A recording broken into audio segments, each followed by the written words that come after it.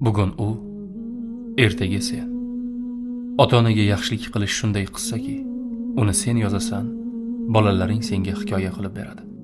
Hech kim otalarning fazlini inkor qila olmagay.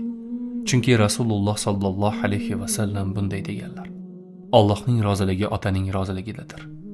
Uning g'azabi otaning g'azabidir. Boshqa bir hadisda Robbning roziligi ota-onaning roziligidadir. Robbning g'azabi ota-onaning g'azabidir deyilgan. Ota go'yo chodirning tirgagiga o'xshaydi. U qulasa chodir qulab tushadi. Gohida biz farzandlar otalarimizning bizga aytgan ba'zi buyruqlaridan malollanamiz. Jahlimiz chiqadi. Yuragimiz torlik qiladi. Uflaymiz ham. Ular aytgan gap yoshimizga munosib emasdek, mayda-chuyda narsadek tuyuladi.